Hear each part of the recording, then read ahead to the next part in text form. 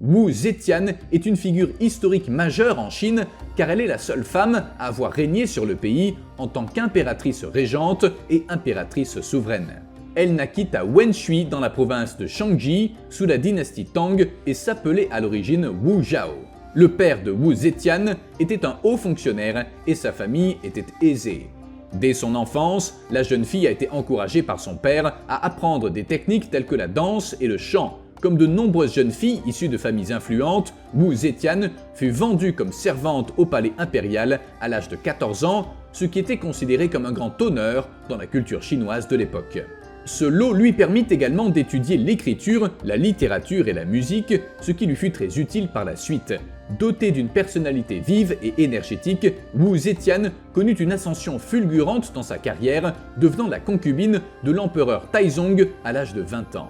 Elle devint rapidement l'une de ses favorites et fut élevée à un rang supérieur au sein du harem impérial. À la mort de Taizong, son fils et héritier, l'empereur Gaozong monta sur le trône et Wu Zetian devint la concubine de ce dernier. Wu Zetian utilisa son statut au sein du palais pour acquérir de l'influence et du pouvoir. Elle utilisa son charisme et son intelligence pour attirer l'attention du nouvel empereur et s'impliqua dans des plans et dans des conspirations pour maintenir sa position à la cour impériale. Habituée à la vie aisée du palais, Wu Zetian devint une femme fière et ambitieuse. Selon les récits historiques, Gaozong était mariée à l'impératrice Wang qui ne pouvait pas donner d'enfants à l'empereur. Wu Zetian, qui avait conçu 4 enfants avec l'empereur Gaozong, en profita pour mettre au point un plan visant à incriminer l'impératrice Wang et à se débarrasser de sa rivale. L'histoire la plus connue de cet incident révèle que Wu Zetian avait un caractère assez glacial, voire machiavélique. Wu Zetian tua sa propre fille qui venait de naître et accusa l'impératrice Wang de cet acte par jalousie et frustration de ne pas pouvoir avoir d'enfant.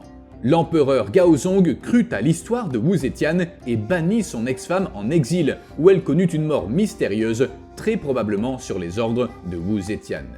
À la suite de cet événement, Wu Zetian fut proclamée nouvelle épouse de Gaozong et impératrice de Chine. Au fil du temps, la santé de Gaozong se détériora progressivement et Wu Zetian gagna en autorité à la cour impériale, allant jusqu'à prendre des décisions et donner des ordres au nom de son mari. À la mort de Gaozong le 27 décembre 683, Zongzong, l'un de ses enfants avec Wu Zetian, lui succéda. Bien qu'elle soit la mère de l'actuel empereur et qu'elle jouisse d'une grande autorité dans la société chinoise, Wu Zetian cherchait à s'emparer du pouvoir suprême. Elle élabora une conspiration contre son propre fils pour le déposséder du trône et l'envoya en exil pour trahison contre les intérêts de la nation. Zongzong fut remplacé par son jeune frère Ruizong, qui était également le fils de Wu Zetian avec le défunt empereur Gaozong. Le jeune empereur Ruizong ne put s'opposer longtemps aux souhaits de sa mère et finit par céder le trône à Wu Zetian. L'impératrice veuve avait enfin atteint ses objectifs. Elle était devenue la première et la seule femme à régner sur la Chine en tant qu'impératrice souveraine. Wu Zetian fonda la dynastie des Zhou, abaissant son fils Ruizong au rang de prince héritier. Wu Zetian avait la réputation d'être un dirigeant autoritaire et implacable, usant de son autorité pour promouvoir ses propres intérêts et réduire l'opposition au silence. Elle recourut à la censure pour freiner l'opinion publique et réprima tous ceux qui osaient contester son autorité. Elle mit également en place un réseau d'espionnage pour surveiller ses sujets et réprimer toute activité jugée subversive. A l'inverse, Wu Zetian fut une dirigeante efficace qui accomplit de nombreuses réformes importantes. Elle étendit considérablement l'empire, s'emparant de nouveaux territoires et consolidant le contrôle sur des régions éloignées du gouvernement central. Elle réalisa également des travaux publics, notamment des ponts, des canaux et des routes qui améliorèrent l'infrastructure du pays. Wu Zetian milita également en faveur de l'égalité des sexes et encouragea la participation des femmes à la vie publique. Wu Zetian lança également une campagne de diffusion de la religion bouddhiste en construisant d'innombrables temples et en parrainant la traduction de textes sacrés.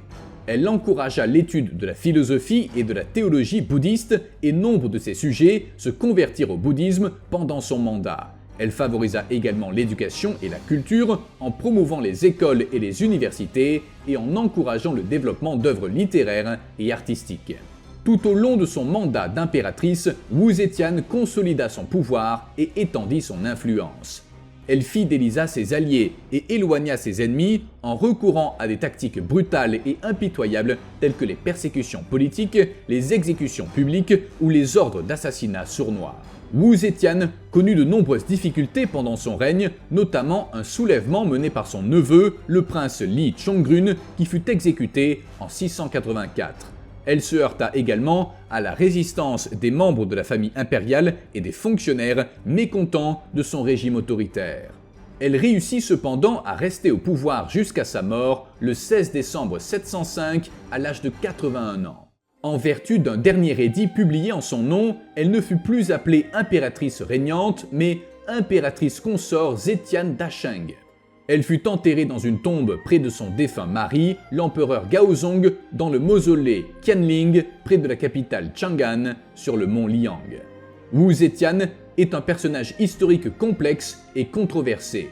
L'histoire officielle de la Chine l'a décrite comme un tyran impitoyable et brutal, marqué par les stigmates d'un dirigeant autoritaire qui usait de tactiques brutales pour asseoir son pouvoir et réprimer l'opposition. Cependant, elle fut aussi une dirigeante efficace qui accomplit de nombreuses réformes importantes et fit pression en faveur de l'égalité des sexes et de l'éducation.